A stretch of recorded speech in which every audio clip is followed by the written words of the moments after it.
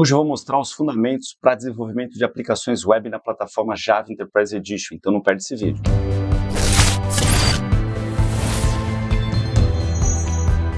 Olá, internauta, Ricardo falando. Hoje eu vou demonstrar para vocês os fundamentos para desenvolvimento de aplicações web utilizando o Java Enterprise Edition, que é a plataforma da Oracle para desenvolvimento de aplicações web.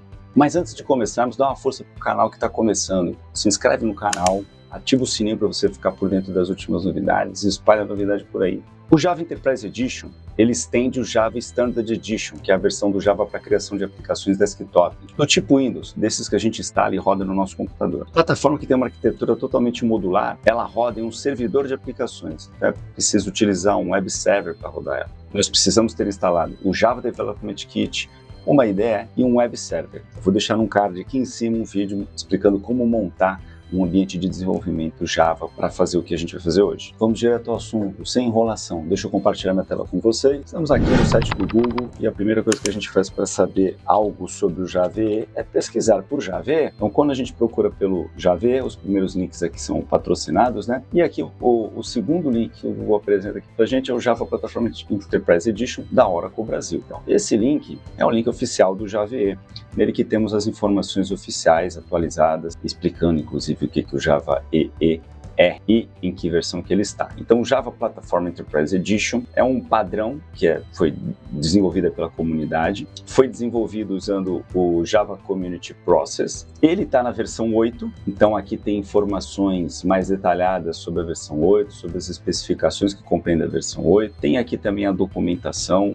Vamos dar uma olhada aqui na Java Platform Enterprise Edition, lá no Wikipedia, que também esclarece aqui o que é o Java Enterprise Edition, só para a gente dar uma olhada no histórico dele, né, e na nomenclatura. Era conhecido antigamente como Java 2 Platform ou J2EE. Com o passar do tempo, o J2 foi substituído por Java EE, mas é bem comum a gente encontrar referências como J2EE ainda. Lá em 1999, veja só, faz um tempão, o Java EE, o J2EE 1.2 foi lançado. Em 2001, 2 anos depois saiu a versão 3, 2 anos depois saiu a versão 4, ainda como J2EE. E a partir de 2006 ele começou a ser chamado de Java EE. Então ele foi evoluindo para as versões 5, 6, 7, 8. A partir da versão 8 ele se tornou Jakarta e agora está naquela transição que eu comento também no vídeo referente à preparação do ambiente de desenvolvimento. Eu vou abrir aqui a minha IDE, enquanto ela abre eu tomo um café. Então eu tenho uma IDE em branco aqui para trabalhar e o que eu vou fazer nela é criar um projeto. Então eu venho aqui, clico nesse botão New Project, eu venho aqui em File New Project e aqui eu tenho 3 opções aqui que eu também comento no vídeo, mas sobre o ambiente, né? Eu tenho instalado aqui 3 automatizadores de compilação, o Maven, que é o mais popular, o Gradle e o Ent. A gente, por enquanto, vai usar o Ent porque ele é mais leve. Dentro aqui dessa pasta, e claro que tudo que está aqui no NetBeans depende dos módulos que são instalados nele. Eu estou com os módulos básicos, os módulos padrão ainda. Dentro aqui do Java with Ent, além dos tipos básicos de projeto, eu tenho uma pastinha chamada Java Web. E o primeiro item que aparece lá, Web Application, é ele que a gente vai usar para criar uma aplicação. Então a gente clica em Next, ele precisa de um nome, então eu vou chamar de Web App Hello. Claro, né? Ele vai gravar por padrão na pasta NetBeans Projects do usuário. Eu já tenho o Glassfish aqui instalado e configurado. Eu vou usar a versão Java EE 10, que é a mais recente, que é a do Glassfish. E aqui no Context Path, a gente coloca qual que vai ser o nome da nossa aplicação no servidor web. Como o servidor web pode ter várias aplicações, obviamente cada aplicação precisa ter um nome individual, porque senão haverá um conflito. Então eu vou chamar aqui de Hello. Isso pode ser alterado posteriormente. Eu não vou usar nenhum framework, vou clicar em Finish e ele vai criar o projeto para a gente. Olha lá, um projeto bonitinho, sem nada. O que a gente tem aqui nesse projeto que vale a pena comentar agora? Temos aqui a pasta Web Pages, a pasta Source Packages, a pasta Libraries e a pasta Configuration Files. Na pasta Web Pages, dentro dela a gente tem uma pasta chamada WebInf. Essa é uma pasta de sistema, é uma pasta de configuração. Dentro dela tem um arquivo Glassfish Web XML, que é um arquivo com parâmetros de configuração do servidor, como por exemplo a própria raiz de contexto, né, o context root que eu defini, que é o hello, e aqui a descrição da aplicação, que por enquanto eu não vou mexer nesse arquivo, tá? Com o passar do tempo, a gente pode adicionar alguns recursos nesse arquivo para usar no nosso projeto. E a gente tem a página index.html. A página index.html que por enquanto não tem nada, então aqui no title eu vou colocar Java EE Hello, introdução. Vou deixar tudo em inglês, né? Aqui, ao invés da div, eu vou colocar um H1 e um H2 com um subtítulo. E agora, o que eu faço? Bom, antes de executar, vamos ver o resto. Em Source Packages tem os códigos fontes Java, que não tem nada ainda, nenhum pacote. Em Library, eu tenho por enquanto o JDK19, que é a versão que eu instalei no meu computador, a biblioteca do Glassfish Server, que está sendo utilizada para hospedar a nossa aplicação, e aqui em Configuration Files eu tenho o manifesto e o mesmo arquivo Glassfish Web XML que aparece aqui em cima. É literalmente o mesmo arquivo, essa pasta aqui é só um atalho, tá? Então, eu posso agora executar a nossa aplicação e ver se ela vai funcionar. Para executar, é conveniente escolher aqui um navegador que você já está acostumado a usar, aquele que você quer testar.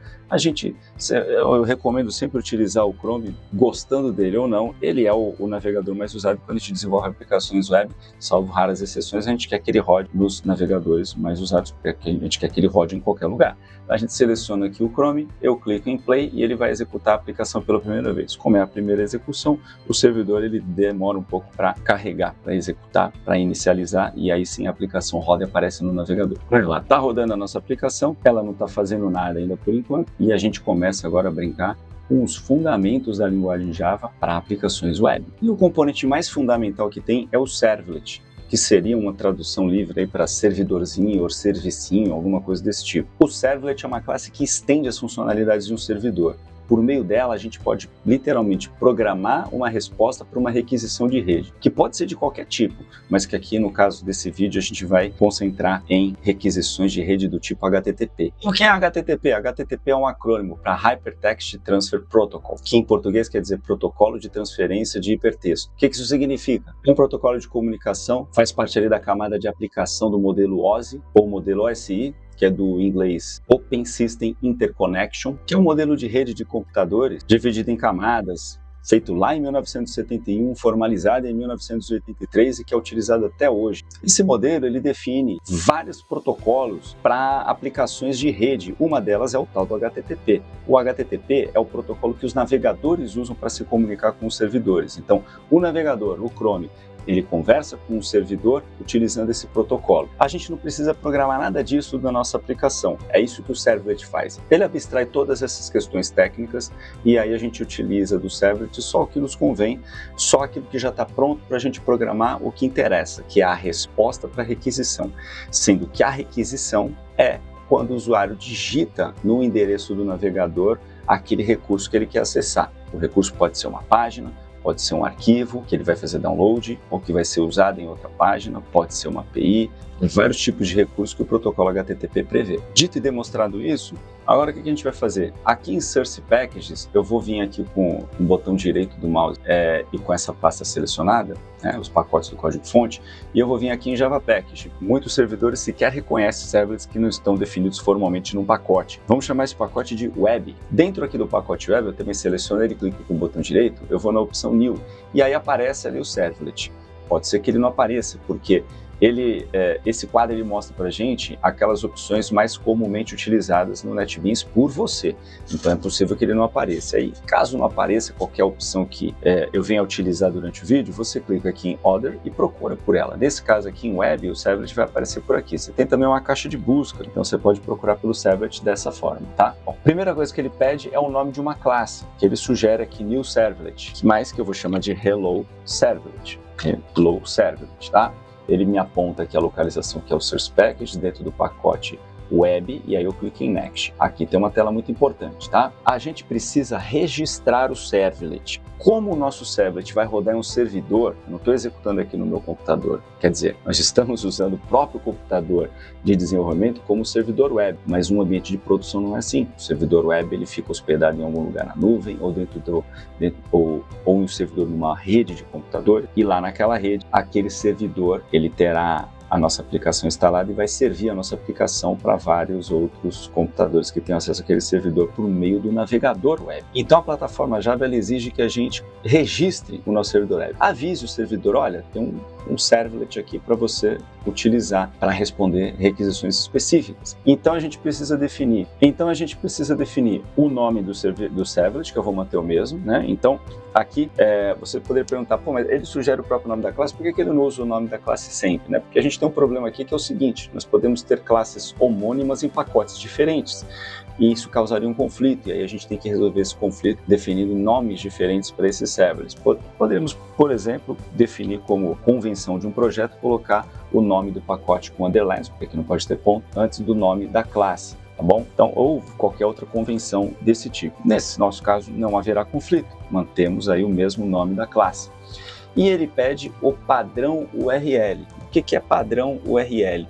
É o que o usuário vai digitar na barra de endereço do browser, ou o link que será invocado por alguém ao clicar num endereço qualquer, ou o endereço de um link clicado por um usuário. Ambos fazem essa requisição no servidor. O navegador ele bate lá na porta do servidor com aquele endereço e fala, me devolve aí. E qual que vai ser o endereço? Eu é que defino aqui. Então, nesse caso, eu vou colocar /hello, só /hello, e daqui a pouco eu vou mudar isso aqui para a gente brincar um pouco com esse padrão URL, tá? Então, sempre que alguém invocar para o nosso servidor um endereço de aplicação que seja o nome do contexto da nossa aplicação /hello, ele vai invocar o nosso servlet, tá bom?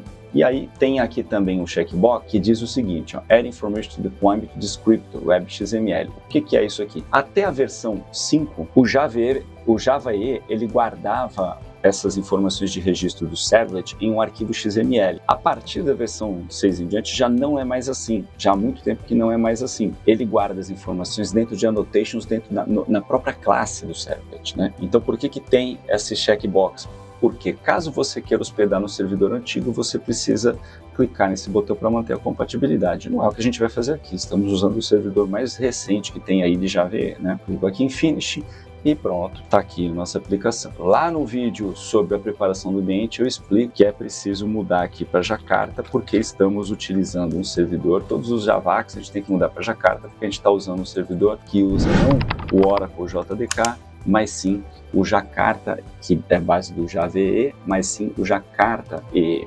Tá? Beleza, tá aqui o nosso servlet. O que a gente tem aqui? A gente tem uma classe, né? Aqui na linha 20 public, que é a class Hello Servlet Extends HTTP Servlet. Então, esse HTTP Servlet é a classe base que já contém todos os recursos necessários para escrevermos uma aplicação que responde a uma requisição web.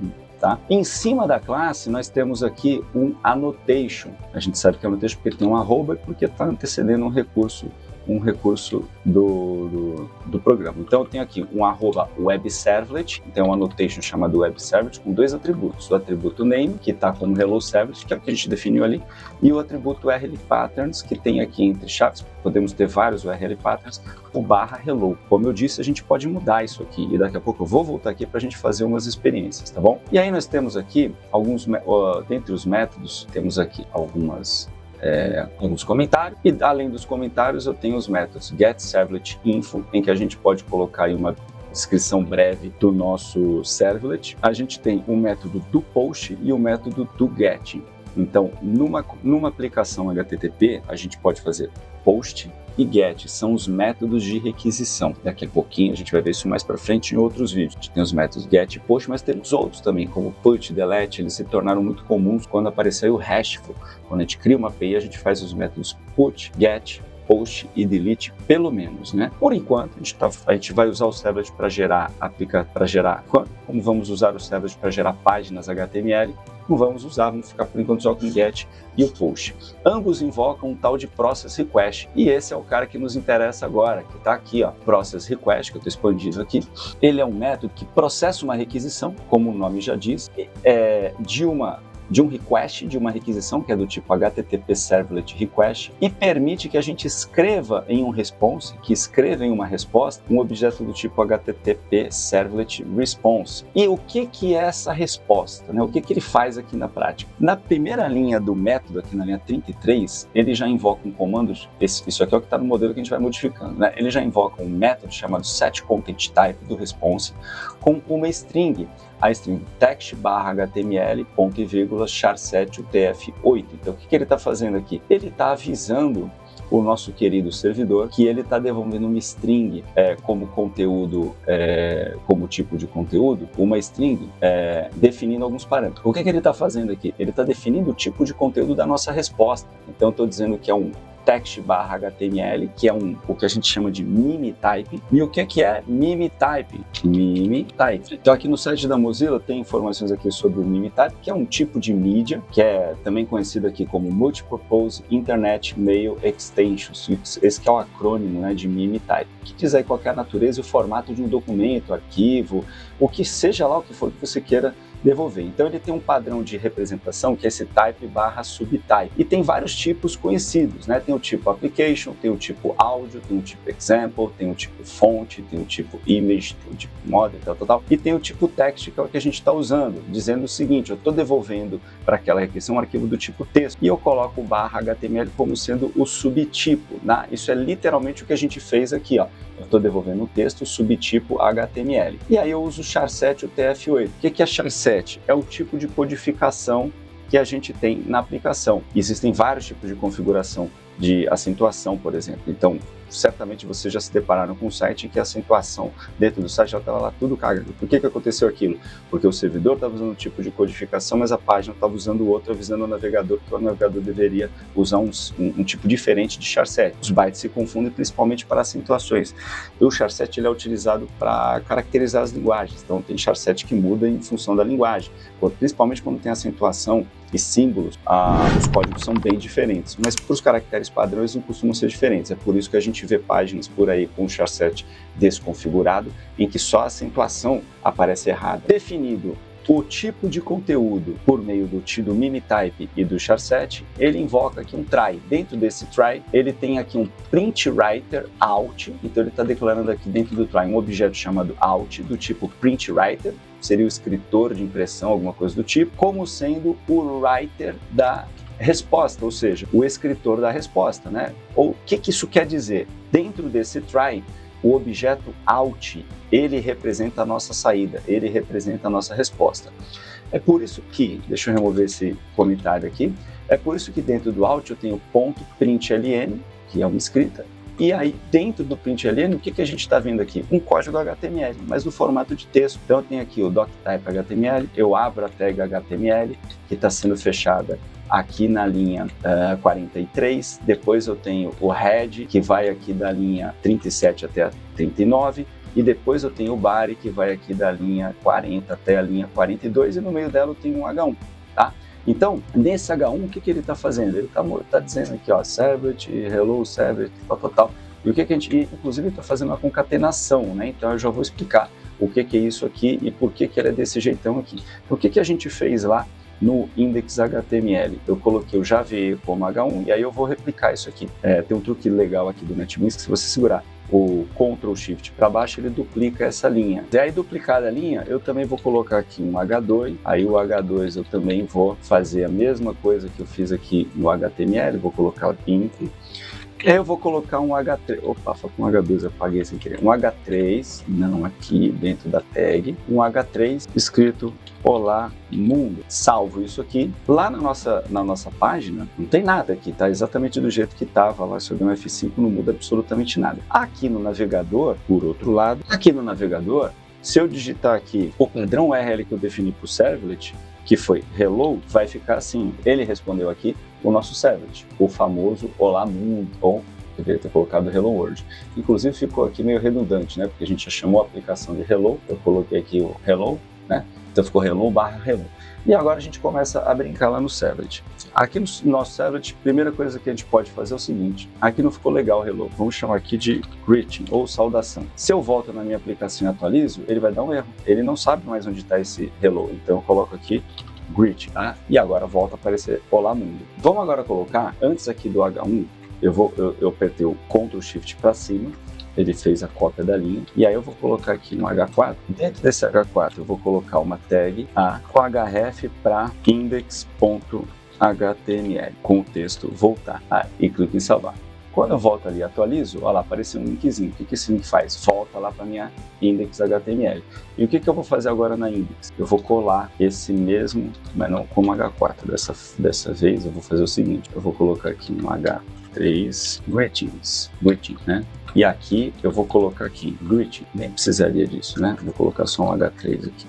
Eu vou colocar aqui um H3 com o link greeting, tá? Salvo isso, e agora quando eu atualizo, eu tenho um link que navega para o servlet e volta para a minha página inicial, tá?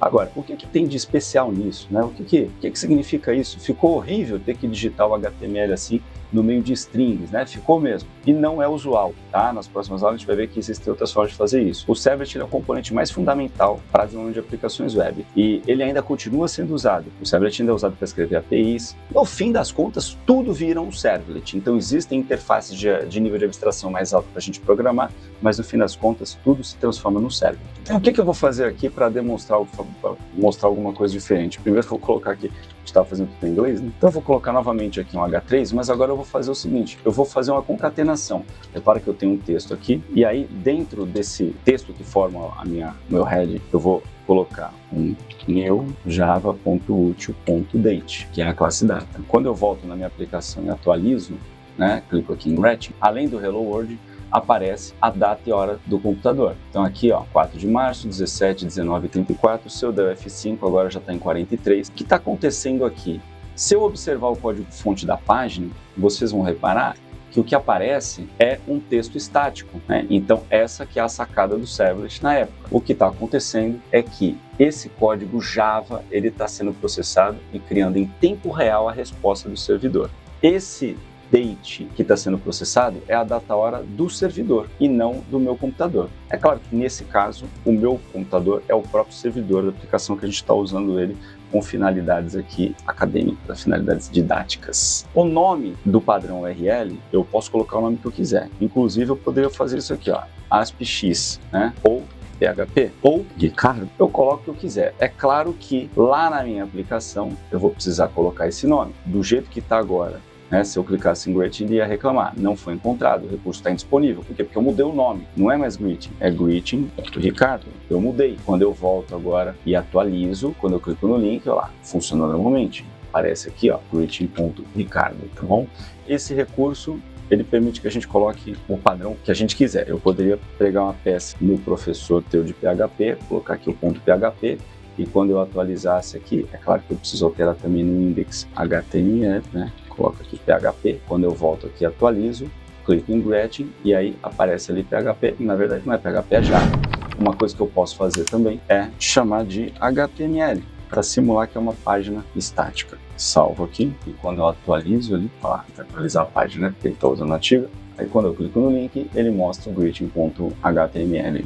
Então esses são os fundamentos do Java EE. A gente viu o servlet, que é o componente mais fundamental para desenvolver de aplicações Java, que ainda é extremamente utilizado na criação de APIs, principalmente, mas também na geração de arquivos. Um exemplo é ler uma imagem do banco e devolver para o usuário requisitante na forma de um arquivo de imagem HTTP. Nos próximos vídeos a gente vai explorar outros conceitos como JCP e outras citações. Se você chegou até aqui é porque gostou do conteúdo, então dá uma força para o canal que está começando, clica aí em curtir, comenta aí o que você achou, comenta aí o que você quer ver nos próximos vídeos também e não esquece de compartilhar com seus amigos que têm interesse em programação também. Opa, e se inscreva no canal também, se inscreva no canal, ative o sininho para você ficar por dentro aí das novidades daquilo que a gente publicar. É isso aí pessoal, espero ter ajudado, até a próxima!